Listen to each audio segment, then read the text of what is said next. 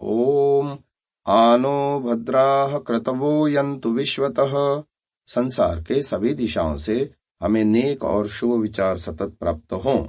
मानवता अपनी देवी है, ज्ञान हमारा भैया है, मेहनत अपनी बहना है, धरती माँ की गोदी में सत्य जीवन साथी संग हरहित जीते रहना है। समादरणीय महानुभाव, वैदिक संध्या के विषय में हम आपको प्रवचन कर रहे हैं। आज का तीसरा सत्र है जिसमें हम आचमन मंत्र को ले रहे हैं। आचमन मंत्र इस प्रकार है। ओम शन्नो देवीरभिष्टय आपो भवन्तु पीतये संयोरभिस्रवन्तु नः। मेरे विचार से यह मंत्र जीवन लक्ष्य मंत्र है। वैशेषिक दर्शनकार ने अपने वैशेषिक दर्शन में प्रथम ही सूत्र में बताया, यतो अभ्युदय निःश्रेयस सिद्धि ही सधर्मः। अभ्युदय अर्थात लौकिक उन्नति और निःश्रेयस अर्थात अपवर्ग मोक्ष, ये मनुष्य जीवन के दो मुख्य लक्ष्य हैं। लौकिक उन्नति के साथ साथ निःश्रेयस यानी मोक्ष के लिए पुरुषार्थ व्यक्ति को मनुष्य जीवन में करना है। और इस मंत्र में इन्हीं दो लक्ष्यों की चर्चा है। थोड़ा सा मंत्र का पदार्थ हम सुन लेते हैं। शम माने कल्याण, नह माने हमारा, देवी ही, ये ईश्वर के लिए नाम आया। संबोधन ईश्वर का, देवी का मतलब है सत का प्रकाशक ईश्वर। आगे अभीष्टये, मनोवांछित सुख के लिए। अभीष्टये मनोवांछित सुख। आपह ईश्वर का नाम है। आपलि व्याप्तो धातु से आपह शब्द बनता है। सर्वव्यापक ईश्वर। भवन्तु होवे, पीतये पूर्णानंद के लिए, मोक्षानंद के लिए, नह हम पर, संयोग सुखों की अभी चारों ओर से वर्षतु वर्षा करे, अभी स्रवंतु वर्षा करे। तो ये मंत्र का पदार्थ हुआ। अब थोड़ा सा मंत्र के भावों को भी समझने का प्रयास करते हैं। महानुभाव, इसमें जो दो लक्ष्य मैंने बताए कि भोग और दूसरा अपवर्ग संसार और दूसरा मोक्ष, सांसारिक उन्नति, भौतिक उन्नति और साथ साथ मोक्ष। आज के मानव ने क्या कर दिया, सांसारिक उन्नति को तो मुख्य बना लिया और मोक्ष का या तो स्किप कर दिया, जीवन में से हटाई दिया, या है भी या बहुत गौण रूप में है, जबकि दोनों समानांतर चलने चाहिए। भौतिक उन्नति के लिए जहां हम पुरुषार्थ कर रहे हैं, सांसारिक चीजों की उपलब्धियों के लिए सुबह से लेके शाम तक, जन्म से लेके मृत्यु तक लगातार हम लगे पड़े हैं। ऐसे ही मोक्ष के लिए भी 18 घंटे जरूरत नहीं है, कुछ घंटे, सुबह 2-3 घंटे, शाम को 1-2 घंटे लगाना चाहिए। मोक्ष प्राप्ति के लिए पुरुषार्थ तो होना चाहिए जीवन में। वो नहीं हो रहा आज के मानव द्वारा। क्यों नहीं हो रहा? क्योंकि बचपन से ही वैसे संस्कार नहीं मिले, शिक्षा पद्धति में ही उसका प्रावधान है ही नहीं। आज की शिक्षा पद्धति में लॉर्ड मैकाले की वो जानकारी नहीं दी जाती और कहीं से कहीं तक मोक्ष को प्राथमिकता दी जानी चाहिए, ये कंसेप्ट, प्रावधान ही नहीं है। तो सबसे पहली बात इस मंत्र से हमको सीखनी है कि केवल सांसारिक उन्नति को प्रमुख बना करके हम अपने जीवन को न चलाएं, इसमें घाटा ही घाटा है। हम विगत 2-3 प्रवचनों में हमने इस बात को अच्छे से समझाया कि या तो व्यक्ति संसार उन्मुख होता है या ब्रह्म उन्मुख होता है। ब्रह्म उन्मुख जीने वाला व्यक्ति ही कल्याण को जीता है। शास्त्र में 2 मार्ग बताए हैं, एक प्रेय मार्ग, दूसरा श्रेय मार्ग। संसार की ओर मुख करके चलने वाला व्यक्ति प्रेय मार्ग पर चलता है। प्रेय मार्ग यानी इंद्रियों को प्रिय लगने वाला विषय, विषय हैं 5 शब्द स्पर्श रूप रस गंध और उन्हीं से संदर्भित भोगों में लगे रहना। ये सांसारिक विषय प्रेय मार्ग कहलाया। उपनिषद में ये प्रसंग आता है। और दूसरा मार्ग है श्रेय मार्ग। श्रेय मार्ग यानी उन्नति की ओर ले जाने वाला मार्ग, ब्रह्म की ओर ले जाने वाला मार्ग, ब्रह्म की ओर, उन्नति की ओर, मोक्ष की ओर, अपवर्ग की ओर ले जाने वाला मार्ग, आत्मा परमात्मा को जानकारी कराने वाला मार्ग, बंधनों से छुड़ाने वाला मार्ग। ये दोनों के लिए पुरुषार्थ होना चाहिए, श्रेय भी और प्रेय भी। इसमें 2 शब्द आए हैं, एक है अभीष्टये, दूसरा है पीतये। ये मंत्र में 2 शब्द आए। अभीष्टि का मतलब है मनोवांछित सुख, यानी सांसारिक सुख, भोग्य पदार्थ। हमारे पास सब कुछ अच्छा अच्छा होना चाहिए, खाने पहनने ओढ़ने घूमने फिरने के लिए यातायात की सुविधाएं यानी कार आदि, सब बैंक बैलेंस, प्रॉपर्टी, एस्टेट, ये सब कुछ होना चाहिए। सब प्रकार की सुख सामग्री हमारे पास होनी चाहिए, परंतु इसी के लिए जीवन होके रह जाना ये आपत्तिजनक है। क्योंकि परमात्मा ने आदेश दिया था वेद में, ईशावास्यमिदं सर्वं यत्किंच जगत्याम जगत तेन त्यक्तेन भुंजीथा। इस संसार का त्यागपूर्वक भोग करो। त्यागपूर्वक भोग की जब बात आती है तो किस लिए त्याग करना? ईश्वर के लिए, कि ईश्वर हमको प्राप्त करना है और ये संसार में अटक के नहीं रहना है, जन्म मरण के चक्र से हमको छूटना है। ये लक्ष्य होना चाहिए था जीवन का। बात यह आती है कि भोजन मेरे लिए या मैं भोजन के लिए, धन मेरे लिए या मैं धन के लिए, प्रॉपर्टी मेरे लिए या मैं प्रॉपर्टी के लिए। चेतना को यानी आत्मा को जड़ चीजों के लिए उपयोगित नहीं होना चाहिए। लक्ष्य तो यही बनाना है।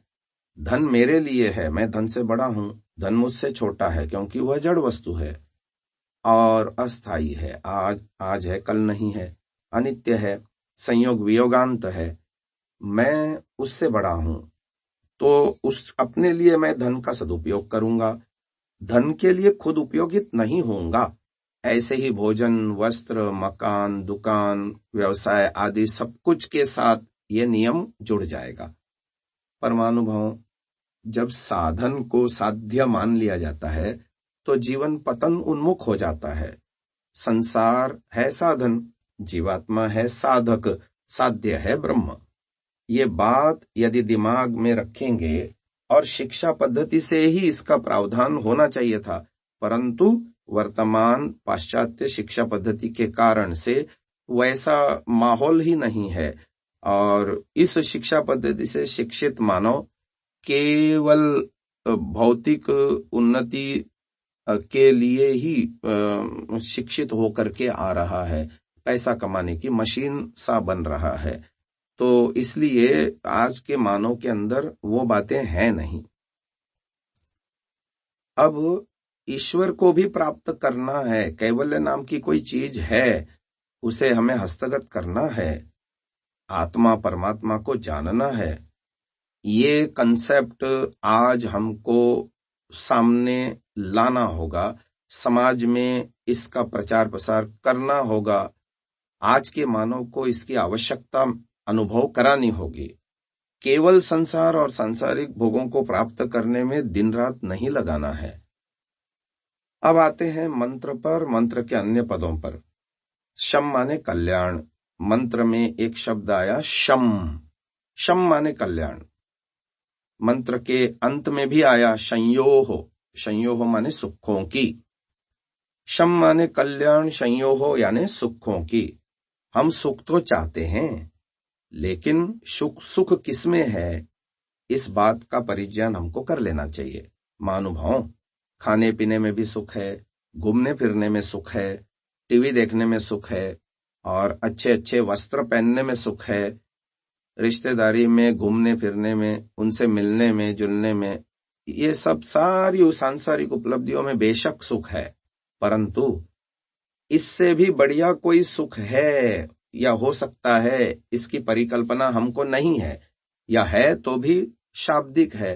थोड़ा थोड़ा सुना है कहीं प्रवचनों में या पढ़ा है कहीं कि ऋषि मुनियों ने ये बताया हमको कि ईश्वर की प्राप्ति से जो सुख मिलता है या तृष्णाओं का, इच्छाओं का क्षय होने पर जो आध्यात्मिक सुख मिलता है वो सांसारिक सुखों के बराबर नहीं है, हजारों अंश भी नहीं है। ऐसा ऋषियों से हमने जान रखा है, सुन रखा है, कहीं से प्रवचनों में सुन रखा है या कहीं हम पुस्तकों में पढ़ा है, आध्यात्मिक चर्चाओं में ये बात आती है तो हमने सुन रखा है, पर अभी इसका महत्व हमारे दिमाग में यथावत नहीं है। सुबह उठकर के रात्रि सोने तक 18 घंटे हमारा पूरा पुरुषार्थ, हमारी पूरी शक्ति, हमारी पूरी ऊर्जा, हमारा प्रयत्न सांसारिक वस्तुओं के पीछे ही लगा हुआ है। होना क्या चाहिए? होना ये चाहिए कि मुख्य ईश्वर प्राप्ति का लक्ष्य बना करके कि नित्य सुख, स्थायी सुख, आनंद ईश्वर के पास है और उसके लिए मुझे मुख्य पुरुषार्थ करना है और इस ईश्वर रूपी साध्य की प्राप्ति के लिए संसार रूपी साधन को हमने गौण बना करके चलना है, साधन बना करके चलना है। जब ये दिमाग बनाएंगे तो ईश्वर मुख्य हो जाएगा। जब ऐसा दिमाग बना लेंगे तो फिर वेद का जो आदेश है तेन त्यक्तेन भुंजी था, वो हमारे जीवन में चरितार्थ साधक हो जाएगा, सार्थक हो जाएगा। आज संसार को डूब करके भोग रहे हैं, पूरी शक्ति, पूरा दिमाग, पूरी योजनाएं, पूरी ऊर्जा, पूरा पुरुषार्थ हम लगा करके हम संसार में डूब करके भोग रहे हैं। लेकिन जब ये दिमाग बनेगा, ये माइंडसेट हमारा बनेगा कि ईश्वर प्राप्त करना मुख्य लक्ष्य है, हमें ईश्वर चाहिए, ये भाव जब उत्पन्न होगा तो हमारी जीवन की दिशा और दशा बदल जाएगी। क्योंकि संसार के सुख से कई कई गुना बेहतर सुख ईश्वर के पास है, नित्य सुख है, स्थायी सुख है। अब महानुभाव, संसार हमें एक तरफ खींच रहा है, संसार का आकर्षण है, पांचों इंद्रियों के भोग और उसमें हमारी बहुत ज्यादा प्रवृत्ति है, आसक्ति बनी हुई है। तो जब उपासना में बैठते हैं तो हमारा मन नहीं लगता। उपासना में इधर उधर के विषय बार बार उठा लिए जाते हैं। राग द्वेष से पीछा नहीं छूटता। न राग द्वेष आदि सांसारिक विषयों में मन लगा रहता है, दिन भर लगा रहता है। उपासना करने बैठते हैं तो विचार न जाने कहां कहां से आ जाते हैं। अब ये समस्या है, आज के नवीन साधक के सामने ये सबसे बड़ी समस्या है। तो उसके लिए उपाय बता रहे हैं कि कल्याण का मार्ग यही है, ऋषियों ने स्पष्ट किया। या तो कैवल्य प्रागभारा, जो कैवल्य की ओर धारा चित्त की जाती है, वो कल्याण वहा। स्पष्ट कहा कि या संसार प्रागभारा अविवेक विषय निम्ना, सा पाप वहा। जो संसार की ओर बहने वाली धारा है वो पाप वहा है। अब अन्य ग्रंथों को पढ़ने से, संसार और ईश्वर के सुख की तुलना करने से, जो ऋषियों ने हमको तुलना करके बताया उसको सामने रखते हुए ईश्वर प्राप्ति का लक्ष्य बना करके चलने वाला व्यक्ति कल्याण के मार्ग पर चल पड़ता है। और ऋषियों ने वैसे भी कहा अपने शास्त्रों में, इह चेद वेदी दथ सत्यमस्ति, नो चेदिहा वेदीन महती विनष्टि।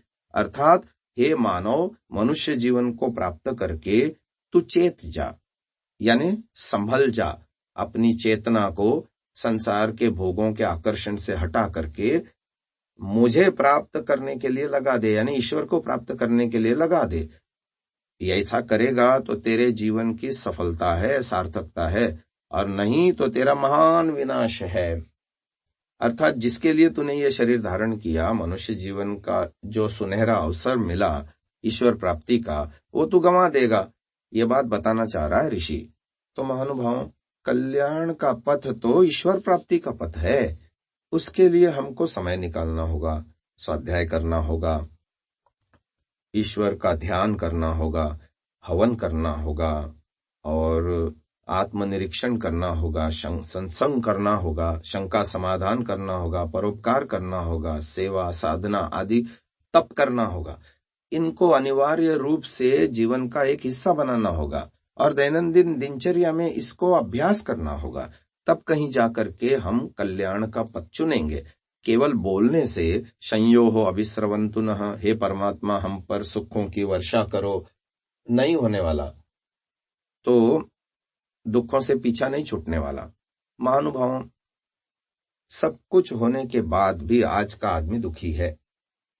अच्छा घर है, अभीष्टये, जब हम कहते हैं शन्नो देवी रभीष्टये, अभीष्टये में आज का मानव मिडिल क्लास या अपर मिडिल क्लास फैमिली है, जो संभ्रांत घर हैं, पैसे वाले अच्छे रिच लोग हैं, वे लोग भी सुखी कहाँ हैं? सब कुछ होते हुए भी अच्छा मकान है, खाने पीने को अच्छे साधन है, पहनने ओढ़ने को वस्त्र हैं, धन है, संपत्ति है, नौकर चाकर है, घर में सब कुछ है, पर फिर भी व्यक्ति दुखी है। अब उसको दुख का कारण नहीं समझ में आया। आज थोड़ा सा उसकी भी चर्चा कर लेते हैं। कल्याण किस में है, सुख किस में है, सुख का रास्ता कौन सा है, ये पता चल जाएगा। महानुभाव, परमात्मा ने ये जो सृष्टि रची है, संसार रचा है, वो त्रिगुणात्मक रचा है। त्रिगुणात्मक, सत्व रजस तमस। ये हाथ की उंगलियों से समझा देता हूं। ये एक मुद्रा है, इसमें अंगूठा तर्जनी से छू करके जब हम ये स्थिति बनती है, उसको ज्ञान मुद्रा कहते हैं। अर्थात अंगूठा रिप्रेजेंट करता है परमात्मा को, तर्जनी रिप्रेजेंट करती है जीवात्मा को। तो आत्मा को परमात्मा के साथ जोड़ देना, संसार को भुला देना, ये है चित्तवृत्ति निरोधः। तो इसीलिए इसको ज्ञान मुद्रा कहते हैं। तो जो ये 3 उंगलियां बची, उसमें भी क्रमशः हम देखते हैं कनिष्ठा छोटी उंगली है और अनामिका उससे थोड़ी बड़ी है और अनामिका से बड़ी है मध्यमा। तो ये रिप्रेजेंट करते हैं कनिष्ठा तमस को और अनामिका रजस को और मध्यमा सत्वगुण को रिप्रेजेंट करती है। तो सत्वगुण सबसे बड़ा है। तो सत्वगुण, रजोगुण, तमोगुण त्रिगुणात्मक संसार है। प्रकृति त्रिगुणात्मक होने से संसार भी त्रिगुणात्मक है। हर चीज में त्रिगुण है, सत्वगुण, रजोगुण, तमोगुण भी है। ऐसे ही हमारा चित्त यानी मन भी त्रिगुणात्मक है। जिस चित्त को हम साधना में चित्त की वृत्तियों का निरोध करना चाहते हैं, ऋषि दयानंद ने कहा कि मनुष्य रजोगुण तमोगुण युक्त कर्मों से मन को रोक, सत्वगुण युक्त हो, पश्चात उसका भी निरोध कर, एक ईश्वर और धर्मयुक्त कर्म इनके अग्रभाग में चित्त का ठहरा रखना। तो अब आप देखिए कि जिस चित्त को हमें निरोध करना है, उस चित्त में रजोगुण तमोगुण भी हैं और सत्वगुण भी है। रजोगुण तमोगुण और सत्वगुण के गुणों का व्यापार चलता रहता है। कभी कोई गुण उभरता है, कभी किसी गुण का आधिक्य हो जाता है, एक्टिव मोड में आ जाता है, कभी कोई गुण दब जाता है, शांत हो जाता है, इनएक्टिव हो जाता है। गुणों के दबने और उभरने से हमारी चित्त की अलग अलग 5 अवस्थाएं होती हैं। मैं आपको सुनाता हूं। पहली अवस्था है क्षिप्त, दूसरी अवस्था है मूढ़, तीसरी है विक्षिप्त, चौथी है एकाग्र और 5वीं है निरुद्ध। उनमें से एकाग्र और निरुद्ध ये प्राप्त करनी अवस्थाएं हमको हैं। उसी अवस्था में हमको सुख मिलेगा, हम कल्याण का पथ चल पड़ेंगे। संयोहो अभिस्रवंतु नः, क्षम माने कल्याण की कामना जो हम कर रहे हैं, सुख की कामना कर रहे हैं, वो एकाग्र और निरुद्ध अवस्था में हमको मिलेगा। बाकी तीनों अवस्थाएं सांसारिक मनुष्य की अवस्थाएं हैं, उसमें पूरा सुख नहीं मिलता, शाश्वत सुख नहीं मिलता, दुख मिश्रित सुख मिलता है, दुख लगा रहता है पीछे। तो कैसे बताता हूं। क्षिप्त अवस्था जो है मन की, क्षिप्त अवस्था में रजोगुण और तमोगुण प्रभावी रहते हैं, यानी उभरे हुए रहते हैं, एक्टिव मोड में रहते हैं, और सत्वगुण पूरी तरह से दबा रहता है, शांत रहता है, इनएक्टिव रहता है। उसको कहते हैं क्षिप्त। क्योंकि रजोगुण और तमोगुण उभरे हैं तो कार्यरत हैं, इसलिए व्यक्ति की नजर केवल संसार में है, खाओ पियो मौज उड़ाओ। Eat drink and B Mary, बस उसी में लगा हुआ है। उसको कोई लेना देना नहीं है, आत्मा है, परमात्मा है, कर्मफल मिलता है, पुनर्जन्म होता है, किसने देखा है? वो तो उसको समझाओ तो वो कुतर्क और करेगा। ये चार्वाक नाम का एक संप्रदाय हुआ अपने देश में। ऋषि दयानंद ने सत्यार्थ प्रकाश में 11वें समोल्लास में उनके विषय में बताया कि उनका सिद्धांत क्या है। यावत जीवेत सुखम जीवेत ऋणम कृत्वा घृतम पिबेत भस्मीभूतस्य देहस्य पुनरागमनम कुतः। जब तक जियो मौज करो, खाओ पियो मौज उड़ाओ, ऋण लेकर के भी घी पियो। अरे ये शरीर ही नहीं रहेगा तो कहां से खाओगे पियोगे? तो जिनके जीवन में रजोगुण तमोगुण प्रबल रहता है, ऐसे क्षिप्त चित्त वाले लोग संसार में डूब कर भोगते हैं। आत्मा परमात्मा मोक्ष पुनर्जन्म कर्मफल इनसे कोई लेना देना नहीं है। तो इसलिए इनको नास्तिकवत होकर के घूम रहे हैं, संसार के चकाचौंध में उलझे रहते हैं। आगे चलते हैं। मूढ़ व्यक्ति वो हैं जिसका रजोगुण और सत्वगुण दोनों दबे रहते हैं और तमोगुण उभरा रहता है। जब तमोगुण उभर जाता है तो वो आदमी अलग रास्ते पे चल पड़ता है, उल्टे रास्ते पे चल पड़ता है। अधर्म, अज्ञान, अवैराग्य, अनैश्वर्य चुन लेता है जीवन में। बुरे काम करता है, झूठ बोलता है, चोरी करता है, हिंसा करता है, व्यभिचार में संलिप्त होता है, नशा करता है, राष्ट्र विरोधी काम करता है। मानव जीवन को अगला जन्म मनुष्य का न मिले ऐसी योजना बनाता है, यानी अपना मनुष्य जीवन बर्बाद करता है। बड़े मुश्किल से मनुष्य जन्म मिलता है। अनेकों जन्मों का सुकृत जब संचित होते हैं तब कहीं मनुष्य का जन्म मिलता है, तो उसे भी प्राप्त अवसर को वो बर्बाद कर देता है। ऐसा व्यक्ति मूढ़ कहलाता है, अज्ञानी कहलाता है। ऋषियों ने कहा अधर्म, अज्ञान, अवैराग्य, अनैश्वर्य ये गुण उसमें प्रकट होते हैं। फिर तीसरी अवस्था है विक्षिप्त अवस्था चित्त की। विक्षिप्त अवस्था में थोड़ा थोड़ा सा सुधर जाता है व्यक्ति, वो पिछली दो अवस्थाओं से ऊपर उठता है। तो क्या होता है?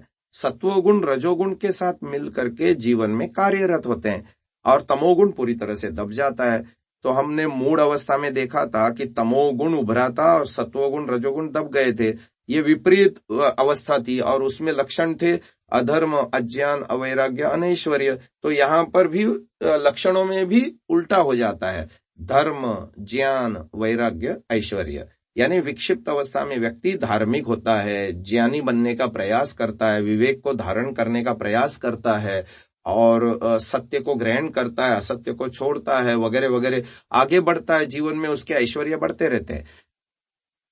परंतु ऐसा होते हुए भी उसको शांति नहीं है, उसके संशय पूरे नहीं मिटते, उसका हृदय विक्षेपों से दूर नहीं होता, क्योंकि थोड़ा थोड़ा रजोगुण का भी सम्मिश्रण है ना। विक्षिप्त अवस्था में रजोगुण तमोगुण दोनों साथ साथ कार्य कर रहे हैं। जब रजोगुण पूरी तरह से हट जाएगा जीवन में से, तब कहीं जाकर के संध्या में जो कहा कल्याण का पथ शम नः शन्नो देवी, और जो कहा संयो हो अभिस्रवंतु नः, ये जीवन में तब चरितार्थ होगा जब वो विक्षिप्त अवस्था को लांघ कर एकाग्र अवस्था में, जो पूर्ण सत्वगुण प्रधान अवस्था है, प्रवेश करेगा। महानुभाव, हमको दुखों से बाहर निकलना है तो ये करना पड़ेगा। विक्षिप्त अवस्था में धर्म को अपनाता हुआ व्यक्ति सारे काम करता है, जैसे संध्या करता है, स्वाध्याय करता है, सत्संग करता है, परोपकार करता है और सत्संग भी करता है, दान भी देता है, अन्यों की समाज सेवा भी करता है, अच्छे काम करता है, शुभ कर्म करता है। परंतु उसके जीवन में अभी रजोगुण के कारण विक्षेप आ रहे हैं। आइए उन विक्षेपों का स्वरूप क्या है उस पर भी चर्चा करते हैं, जिसके कारण से वो इन कार्यों को, शुभ कर्मों को करता हुआ भी, संध्या यज्ञ करता हुआ, स्वाध्याय करता हुआ, सेवा दान परोपकार तप जप सब करता हुआ भी मन में शांति नहीं है, संध्या में मन नहीं लगता, अंदर के संशय मिटते नहीं, क्योंकि वो अंदर विक्षेप है ना, चित्त में विक्षेप है। तो विक्षेप कौन से हैं? आइए हम शास्त्र के माध्यम से जानते हैं। योग दर्शन को पढ़ने से प्रथम अध्याय का 30वां सूत्र, समाधिपात का 30वां सूत्र है, व्याधि, स्त्यान, संशय, प्रमाद, आलस्य, अविरति, भ्रांति दर्शन, अलब्ध भूमिकत्व, अनवस्थितत्व, चित्त विक्षेपास्ते अंतरायाः। ये 9 अंतराय बताए हैं या विक्षेप बताए हैं। पहला है व्याधि। व्याधि के विषय में लिखा, धातुरसकर्ण वैषम्यम, यानी शरीर के अंदर जो धातुएं हैं, चाहे सप्त धातु हो, वात पित्त कफ त्रिधातु हो, वात पित्त और कफ में जब इम्बैलेंस होता है, असंतुलन होता है, या ये बिगड़ जाते हैं, कुपित हो जाते हैं, तो रोग पैदा होते हैं। ऐसे ही शरीर में सप्त धातु होते हैं, जो हम भोजन आदि लेते हैं, उससे रस, रक्त, मांस, मेद, अस्थि, मज्जा, शुक्र, ये सप्त धातुएं हैं, तो शरीर को धारण करने वाली। इनमें जब इम्बैलेंस होता है तो भी हम रोगी होते हैं। तो ये रोग पहला विक्षेप है। दूसरा है स्त्यान। स्त्यानम अकर्मण्यता चित्तस्य, यानी अच्छे कामों में मन की प्रवृत्ति नहीं होना। घंटों मोबाइल में लगाएगा, लेकिन 15 मिनट बैठ करके संध्या नहीं करेगा, है ना। आप देखिए, व्हाट्सएप में, फेसबुक में घंटों बिताएगा। जितना भी खाली समय मिलता है उसको दिनचर्या में से वो मोबाइल रूपी देवता को जितना समय देते हैं, उसका दशांश भी ईश्वर के लिए लगाएंगे तो हमारा जीवन का कल्याण हो जाएगा। अब देखिए, स्त्यानम। स्त्यानम के कारण होता है, विक्षेप है, इस विक्षेप को हटाना चाहिए। स्त्यानम अकर्मण्यता चित्तस्य, चित्त में प्रवृत्ति नहीं होती संध्या आदि में। आगे चलिए, आगे आया संशय, तीसरा विक्षेप। उभय कोटि स्पृग विज्ञानम स्यादिदम एवं नैवम स्यादिति, अर्थात जिस पदार्थ का निश्चय करना चाहता है उसका यथावत ज्ञान नहीं होना।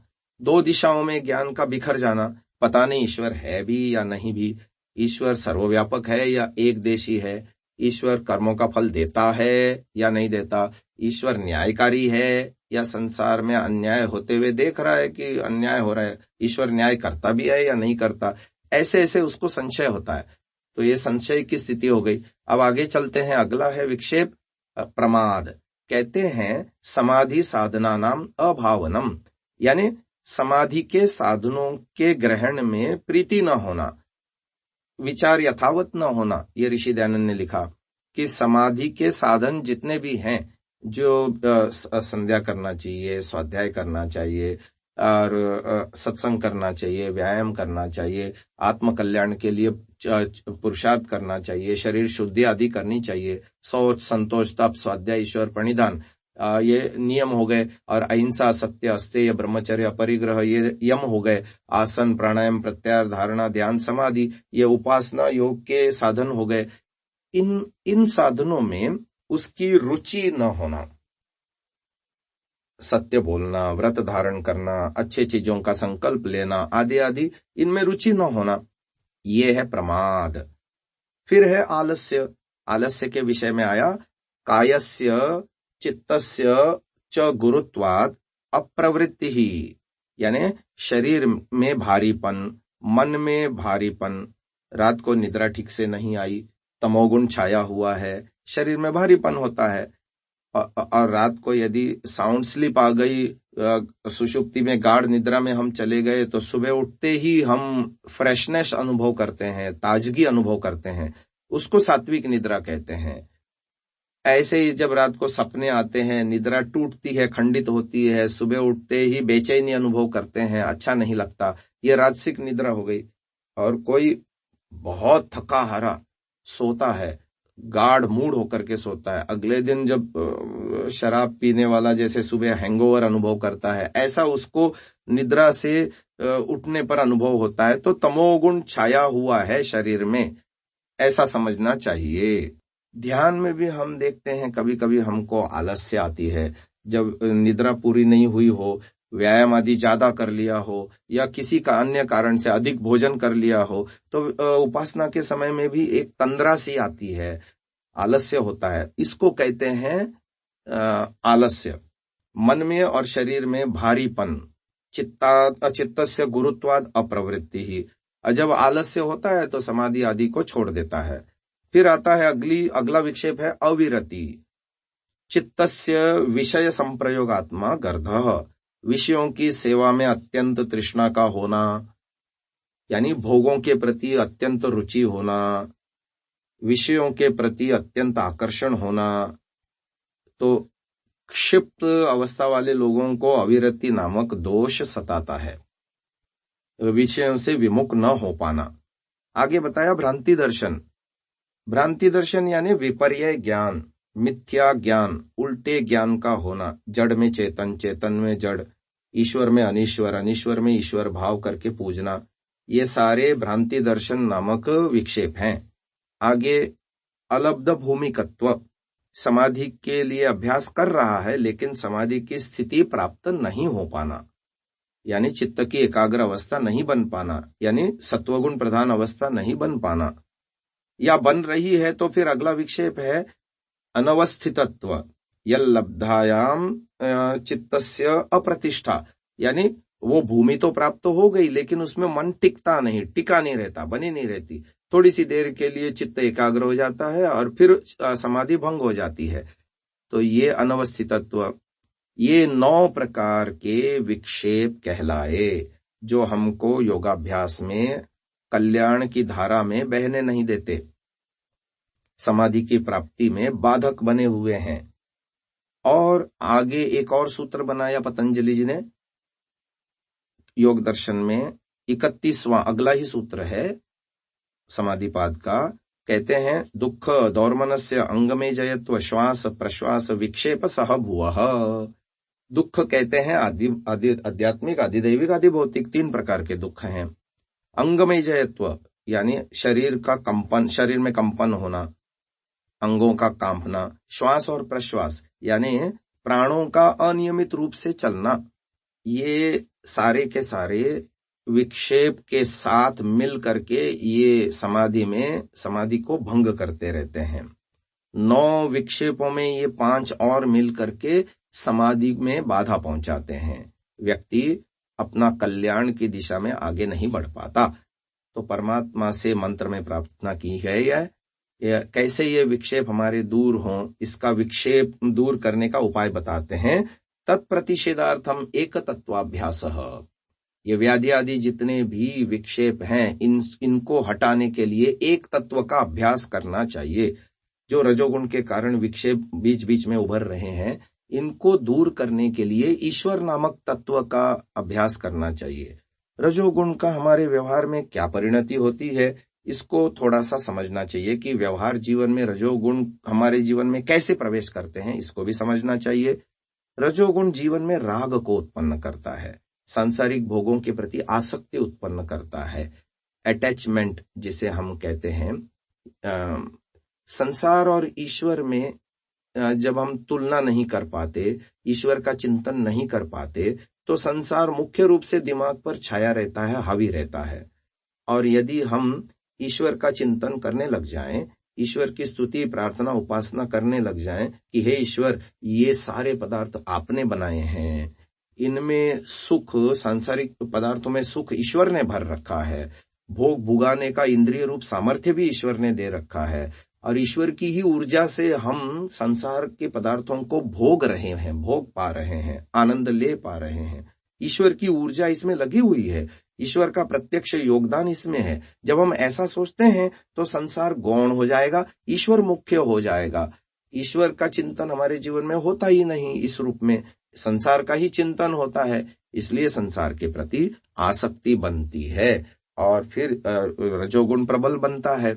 जहां आसक्ति होती है भोगों के प्रति, संसार के प्रति आकर्षण होता है, अटैचमेंट होता है, अंग्रेजी में जिसे कहते हैं कि आसक्ति जो है, व्यक्ति को अटैचमेंट जब हमारा संसार में अटैचमेंट एडिक्शन में कन्वर्ट होता है, यानी मोहमयी अवस्था, अत्यंत तमोगुण बढ़ गया जीवन में, तो ये एडिक्शन होने से ईश्वर फिर जीवन में से गौण हो जाता है, तिरोहित हो जाता है।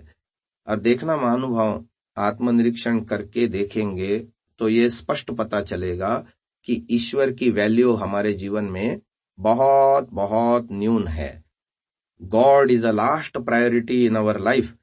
ईश्वर हमारे जीवन में अंतिम जो है उपादेय पदार्थ है। आप प्रमाण से इस बात को इस तरह से समझेंगे कि कहीं आप बाहर निकल गए और जब वापस आए तो जाते समय तो आपके पास मोबाइल था, लेकिन जब आप वापस आए तो आपको पता चला कि मोबाइल नहीं है। इसका मतलब आपने कहीं बाहर कहीं छोड़ दिया, और जब तक वो मोबाइल आपको नहीं मिलेगा आपको बेचैनी होगी। उतनी बेचैनी उपासना के छूटने से होती है क्या? आत्मनिरीक्षण करके देखें, तब पता चलेगा कि हाँ, ईश्वर कितना, मोबाइल जितना भी ईश्वर का महत्व हमारे जीवन में नहीं है। ईश्वर के कई गुना ज्यादा महत्व हम मोबाइल को दे रहे हैं। ये बेचैनी, ये परिणाम बता रहा है हमको। जितना महत्व हम अपने बच्चों को, पत्नी को, माता पिता को, भाई को, रिश्तेदारों को, पड़ोसी को, मित्रों को देते हैं, उतना महत्व हम ईश्वर को नहीं दे पा रहे हैं।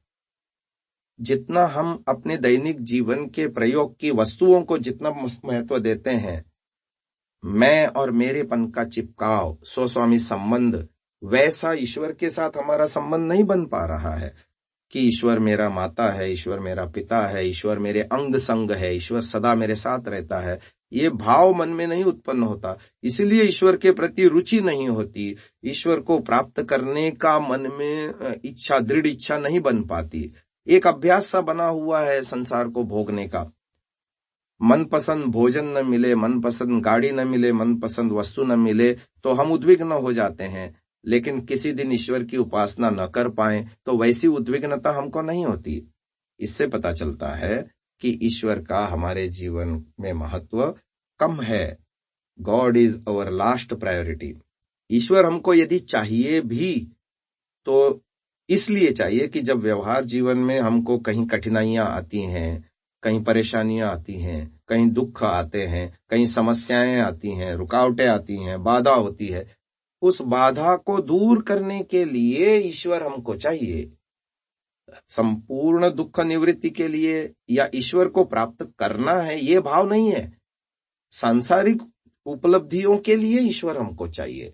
सांसारिक रुकावटें, समस्याओं को दूर करने के लिए ईश्वर हमको चाहिए। जब हमारा ये माइंडसेट बनेगा कि नहीं नहीं, मेरे जीवन का मुख्य लक्ष्य ही ईश्वर प्राप्त करना है, ये होता है मुमुक्षुत्व। मुमुक्षुत्व ऋषि दयानंद ने लिखा, जैसे क्षुधातुर, क्षुधा कहते हैं भूख को, यानी भूखे व्यक्ति को, और तृषातुर माने प्यासा व्यक्ति। तृषा माने प्यास, आतुर माने प्यास से मरा जा रहा है जो। तो जैसे भूखे व्यक्ति को बिना अन्न के, जैसे प्यासे व्यक्ति को बिना पानी के कुछ भी अच्छा नहीं लगता। अब भूखे प्यासे के सामने सांसारिक अन्य भोग रख दो तो उसको उसमें रुचि नहीं है। वो कहता है मुझे पहले भोजन लाओ, या प्यासा कहता है मुझे पानी लाओ। तो जैसे भूखे को भोजन अति प्रिय है, प्यासे को जल अति प्रिय है, ऐसे ही जिस व्यक्ति को ईश्वर प्राप्ति के साधनों में ही रुचि है, वही उसको चाहिए।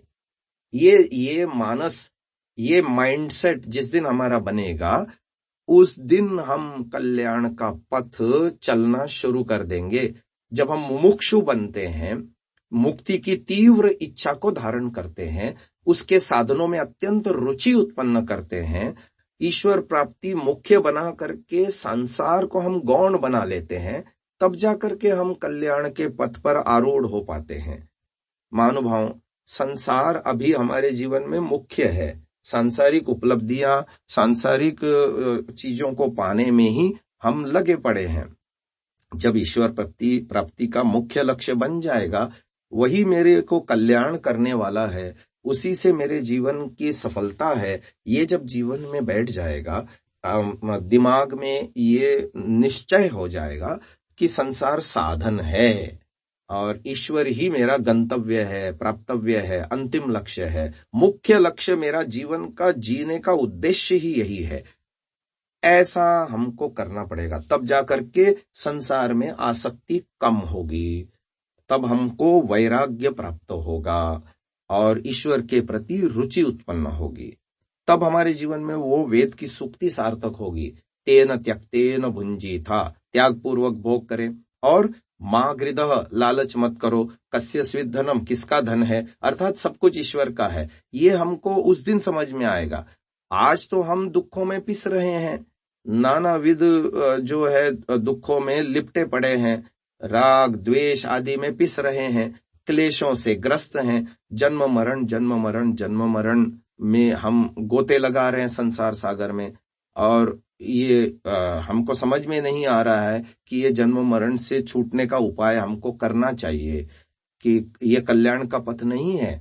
और 1 अरब 97 करोड़ वर्षों से हम इस बवंडर में फंसे हुए हैं। ये अभी हमको समझ में नहीं आया। समझ में आए तो फिर ये निश्चय बनेगा ना दिमाग में कि हमको अगला जन्म लेना नहीं है, मोक्ष की तरफ अग्रसर होना है। तो ये दुरावस्था अभी हमको समझ में ही नहीं आई, इसीलिए हमको संसार में आनंद आता है। सांसारिक उपलब्धियों के लिए ही हम पुरुषार्थ करते हैं। तो जब ये हम लक्ष्य बना लेंगे ईश्वर प्राप्ति का, तो हम वैराग्य की दिशा में आगे बढ़ेंगे। और हमको जो है संध्या में भी रुचि होगी, हवन करने में भी रुचि होगी, हम समय भी निकाल लेंगे, स्वाध्याय भी कर लेंगे, आत्मचिंतन भी कर लेंगे। तो यदि आप सर्वे करें, अपने घर से बाहर निकलें, 100 घरों को चुनें, आप उनमें से लोगों को पूछ पूछ करके देखें, कितने लोग आपको मिलेंगे जिनका लक्ष्य अंदर से बना हुआ है कि हाँ, मुझे ईश्वर को प्राप्त करना ही मेरे जीवन का लक्ष्य है। मैं कहता हूं 100 घर नहीं, 1000 घरों में रहने वाले हजारों लोगों में से एकाध व्यक्ति भी मिल जाए तो बड़ा सौभाग्यशाली है। तो जब हम ये देखते हैं कि 1000 में से एक व्यक्ति भी इस तरह का लक्ष्य नहीं बना पाता, तो फिर दुखों से छुटकारा कैसे होगा। ऐसे करते करते ही तो 1 अरब 97 करोड़ वर्ष मेरे और आपके भी निकल गए। और यदि अब भी हम नहीं चेते तो हमारी वही दुरावस्था होने वाली है, जन्म मरण के चक्र से बाहर नहीं निकलने वाले। तो प्रार्थना तो हम करते हैं कि संयोह अभिस्रवंतु नः और शन्नो देवी रभिष्टये, प्रार्थना तो करते हैं, लेकिन केवल प्रार्थना करने मात्र से जीवन का कल्याण नहीं होगा, अंदर से लक्ष्य बनाना होगा। ऋषि दयानंद ने कहा ना कि केवल कोरी प्रार्थना करने से लाभ नहीं मिलता, मिश्री मिश्री कहने से मुंह मीठा नहीं होता। बाजार में जाकर के मिश्री खरीद के ला करके जिह्वा पे रखनी होगी, तब जाकर के मुंह मीठा होगा। ऐसे ही जो प्रार्थना हम करते हैं उसके अनुसार हमको जीवन में पुरुषार्थ करना होगा। हमें स्वस्वामी संबंध तोड़ना होगा, संसार के साथ राग द्वेष आदि से ऊपर उठना होगा, बंधनों की श्रृंखलाओं को तोड़ना होगा, पुरुषार्थ करना होगा व्यवहार जीवन में। तब कहीं जा करके हम जो है मुक्ति के मार्ग पर चल पड़ेंगे। सत्य, अहिंसा, ब्रह्मचर्य आदि के नियमों का पालन करना पड़ेगा, संध्या करनी पड़ेगी, हवन करना पड़ेगा, तप करना पड़ेगा। ऊपर उठने के लिए शम दम उपरति तितिक्षा श्रद्धा समाधान, ये षटक संपत्ति को अपनाना पड़ेगा, जिसकी चर्चा मैंने विगत प्रवचनों में कर चुका हूं। आगे अवसर आएगा तो फिर कभी करेंगे। अभी प्रश्नोत्तर का समय है। आप में से कोई महानुभाव कोई प्रश्न पूछना चाहते हो तो पूछ सकते हैं। प्रवचन को यहीं विराम देते हैं। ओम।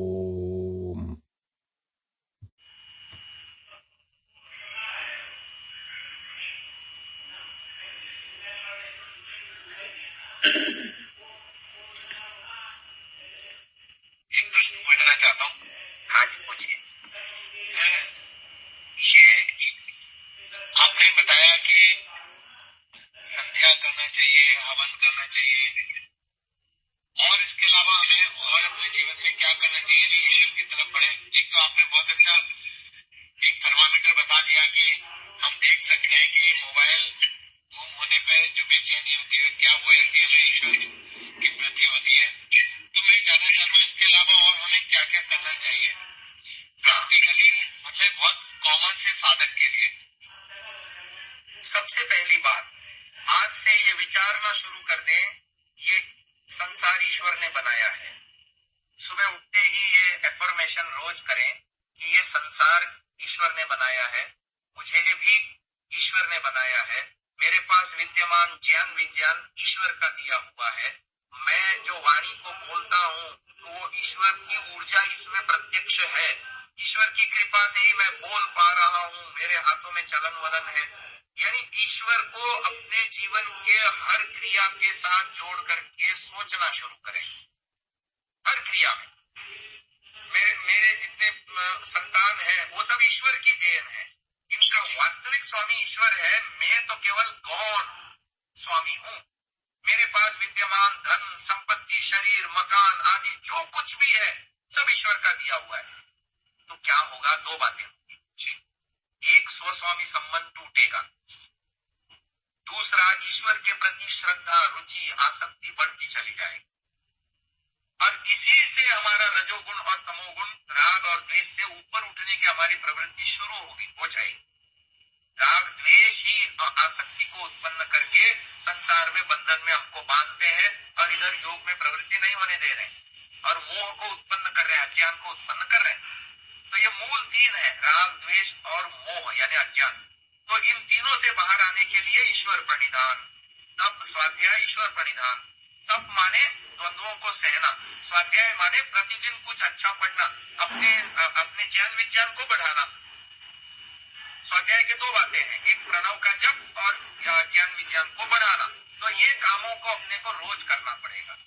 ईश्वर को अपने जीवन में जो हमने निकाल करके बाहर कर दिया है उसको फिर से स्थापित करना पड़ेगा जी, कि ये जीवन ईश्वर ने दिया है, बुद्धि ईश्वर ने दी है, ये ऊर्जा ईश्वर देता है, खाना ईश्वर देता है इस सृष्टि में बना करके हमको, उसको पचाने का सामर्थ्य देता है, पचा भी रहा है, शरीर में रक्त का संचार ईश्वर कर रहा है, ईश्वर की ऊर्जा से मैं बोल रहा हूँ। ये ज्ञान विज्ञान सब ईश्वर का दिया हुआ है, सब सत्य विद्या और जो पदार्थ विद्या से जाने जाते हैं उन सबका दाता। यहाँ आदिमूल मैंने नहीं कहा, दाता इसलिए कहा क्योंकि ऐसा माइंडसेट हमको बनाना है। उन सबका दाता ईश्वर है और वही आदिमूल है, निशिदयानंद ने कहा। ये माइंडसेट बना करके जब हम जीवन जीना शुरू कर देंगे तो हमारा जीवन ईश्वरमय हो जाएगा। और सीधी बात है, ईश्वर के साथ जुड़ते ही मन सात्विक हो जाता है, ईश्वर के साथ जुड़ते ही अभिमान नष्ट होता है। अभी अभिमान है जीवन में हर कहीं, ज्ञान का अभिमान, शरीर का अभिमान, बल का अभिमान, धन संपत्ति का अभिमान, और पुरुषार्थ जो हमने किया उससे हमको जो उपलब्धियां मिली वो सब उपलब्धियों का अभिमान। जीवन में हर कहीं मम मम मम मम, मैं, मेरा मेरा मेरा मेरा, ये भाव है। ये भाव हमको रजोगुण से ऊपर नहीं उठने दे रहा, सात्विक नहीं बनने दे रहा। और जहां ये अहंकार शांत हो जाएगा, मैं नहीं ईश्वर गौण हो जाएगा। देखो, जो मालिक होता है, मालिक के सामने नौकर ऐंठ नहीं दिखा सकता, मालिक के सामने सेवक ऐसे रहता है ना। तो हमको ईश्वर के सामने ऐसे होना है, ये ईश्वर तेरा दिया हुआ है, तेरा ये साम्राज्य है, तेरे राज्य को मैं बढ़ाने की चेष्टा कर रहा हूँ। जितने भी पुरुषार्थ हम सुबह से शाम तक करते हैं, ईश्वर प्राप्ति के लिए साधन मान करके संसार को करते चले जाएंगे तो हमारा जीवन जो है ना पवित्र होता चला जाएगा। सबके अंदर ये सामर्थ्य है, उपयोग करने की बात है। धन्यवाद, बहुत बहुत धन्यवाद आचार्य जी, बहुत बहुत धन्यवाद। आचार्य जी, मेरा एक प्रश्न है जी, आपने अभी जैसे बताया कि प्रणव का ध्यान, प्रणव का जप करना, और हमारे ज्यादातर इम्पोर्टेंट उपदेश जो है वो भी प्रणव का जप की बात करते हैं। तो प्रणव का जप कैसे करना चाहिए? मुंडकोपनिषद में एक श्लोक आया है बहुत अच्छा, प्रणवो धनु शरो यात्मा ब्रह्मतल्लक्ष्यते अप्रमत्तेन वेद्धव्यं शरवस्तन्वयो। प्रणव जप करो चाहे गायत्री का जप करो। ये इसमें एक बहुत अच्छी बात कही है इस श्लोक में। उसने कहा प्रणव एक धनुष्य है, धनुष होता है ना, धनुष जिसपे वो जिसे कहते हैं अंग्रेजी में धनुष, है ना। और प्रणवो धनु, उसको धनुष की उपमा दी है प्रणव को, यानी ओम का जो शब्द उच्चारण आप करेंगे वो धनुष है। और कहते हैं आत्मा तीर है, प्रणवो धनु शरो ही आत्मा, शर माने बाण, शर माने वो धनुष पे चढ़ा हुआ बाण है। प्रणवो धनु शरो ही आत्मा ब्रह्म तल्लक्ष्यम उच्यते, ब्रह्म माने ईश्वर, लक्ष्य, लक्ष्य माने टारगेट, तो टारगेट है ओ, एरो एंड टारगेट, ये 3 चीजें हो गई। ऐसी 3 चीजें हैं, साधक, साधन और साध्य। तो साध्य है ब्रह्म, और जो जप कर रहे हैं वो साधन है, और साधक है जीवात्मा खुद। तो जब 3 चीजें आप करेंगे तो प्रणव जप या गायत्री जप या संध्या के किसी भी मंत्र का जप पूरा होता है। उसमें 3 बातें आती हैं, एक है शब्द का उच्चारण, दूसरा है अर्थ का चिंतन, और तीसरा है ईश्वर के साथ अपने आत्मा का संबंध भीतर ही भीतर जोड़ना। शुरू में प्रत्यक्ष प्रमाण से नहीं होता तो शब्द प्रमाण से करते हैं। धीरे धीरे शब्द गहरे होते जाते हैं, मस्तिष्क में न्यूरॉन्स में वो वायरिंग होती जाती है प्रतिदिन के अभ्यास से। आज करेंगे एकदम एक दिन में मन नहीं लगेगा, लेकिन आज अभ्यास करना शुरू करेंगे तो कालांतर में ये शब्द अंदर उसका वो हो जाएगा। जैसे एक गाना है किसी फिल्म का, पहली बार दोहराएंगे तो एकदम से थोड़ी याद होता है, लेकिन बार बार दोहराने से याद हो जाता है। तो जैसे वो शब्द का उच्चारण आप कर रहे हैं गायत्री मंत्र का, ओम वह स्व, अब शब्द के पीछे जो अर्थ है, वो का अर्थ है प्राणों का भी प्राण, वो का अर्थ है दुखों का दूर करने वाला, स्व का अर्थ है आनंद स्वरूप। तो ऐसे शब्द हो गया, शब्द का उच्चारण हो गया, फिर उसकी अर्थ भावना हो गई, अंदर ही अंदर ईश्वर से जुड़ना कि ईश्वर मुझे देख रहा है, सुन रहा है, जान रहा है, अभी ईश्वर मेरे अंदर है, और अपने आत्मा को उसके साथ जोड़े रखना, अन्य सांसारिक विषयों को नहीं उठाना, तब जाकर के जप पूरा होता है। तद जपः तदर्थ भावनम, ये ऋषियों ने लिखा। कोई भी प्रणव का जप करे, तस्य वाचकः प्रणवः, ये सूत्र था। उसके बाद तुरंत सूत्र बनाया कि कैसे जप करे, तद जपः तदर्थ भावनम। और किसी को कुछ पूछना है? समय तो हमारा हो गया। वैष्णव माता जी का एक प्रश्न है, बोलिए वैष्णव माता जी, आपकी प्रश्न। नमस्ते स्वामी, नमस्ते आचार्य जी। नमस्ते। मैं जानना चाह रही थी, स्व स्वामी संबंध को थोड़ा सा डिटेल में समझा देंगे। स्वस्वामी संबंध ऐसा होता है, मालिकाना हक, मेरा, मैं और मेरेपन का चिपकाव, इसको स्वस्वामी संबंध कहते हैं। ये बचपन से ही विकसित होता है हमारे अंदर। अब देखिए, उदाहरण से समझाता हूँ। छोटा बच्चे का मालिक उसके माता पिता है, और बच्चे के पास जितने भी बिलोंगिंग्स हैं, वस्तुएं हैं जो वो प्रयोग करता है, चाहे वो वस्त्र हो, चाहे उसकी चप्पल हो, चाहे उसके खिलौने हो, और उसके पास कॉपी हो, पेंसिल हो, जितनी भी वस्तुएं वो प्रयोग करता है, उसको कमा के किसने लाके दिया? उसके माता पिता ने। यानी असली माता पिता उन वस्तुओं के कौन है? उस बच्चे के पास जो वस्तुएं हैं उसके माता पिता है माँ और उसके पिता, जिन्होंने उसको ला करके दिया। लेकिन जब बच्चे के हाथ में वो चीज आती है ना, बच्चा क्या सोचता है? ये मेरी है, मैं इसका मालिक हूँ, मैं इसका स्वामी हूँ।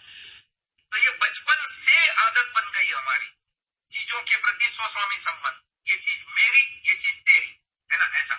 तो ये जो मैं, इदम, इसीलिए यज्ञ में कहा गया इदम न मम, इदम न मम, इदम न मम। तो मतलब मेरा नहीं है, और वास्तव में मेरा नहीं है। मैं कुछ लाया नहीं अपने साथ, और न लेके जा सकता हूँ। सब यहाँ छोड़ के जाना पड़ता है मुझे। सब कुछ जितना कमाया मैंने, ज्ञान विज्ञान भी खत्म हो जाता है अगले जन्म में, दोबारा से ABCD। ज्ञान विज्ञान भी मेरा नहीं, मैं उसका स्वामी मानता हूँ खुद को, पर मेरा नहीं है, किसी और से आया है मुझे, नैमित्तिक है सब कुछ। अब आप देखिए, जब मेरा नहीं है तो मैं क्यों अपना मान बैठा हूँ? बस ये अधिकार छोड़ना है अंदर से, और ईश्वर के अधिकार को स्वीकार करना है। ईश्वर इसका वास्तविक स्वामी है, तो स्वस्वामी संबंध टूटेगा, और ये बंधन का कारण है स्वस्वामी संबंध। माता जी, क्लियर हो गया आपकी शंका? जी जी, धन्यवाद जी। धन्यवाद आचार्य। आज के इस सत्संग को यहीं विराम देते हैं। जिन्होंने भी रिकॉर्ड किया होगा मेरे साथ साझा कर देंगे, ताकि इसकी हम वीडियो बना सके आगे चल करके, और ये YouTube पर हम उपलब्ध करा रहे हैं। पिछले भी मेरे प्रवचन जो वैदिक ये गायत्री मंत्र पर जो प्रवचन है, वो उसकी वीडियो बन चुकी है, और गत सप्ताह की अभी इसी सप्ताह में बन जाएगी, और आज की भी आगे बना देंगे हम, तो YouTube पर हम उपलब्ध करा देंगे। ओम द्यौः शान्तिरन्तरिक्षं शान्तिः पृथिवी शान्तिरापः शान्तिरोषधयः शान्तिः वनस्पतयः शान्तिर्विश्वे देवाः शान्तिर्ब्रह्म शान्तिः सर्वं शान्तिः शान्तिरेव शान्तिः सामा शान्तिरेधि ॐ शान्तिः शान्तिः शान्तिः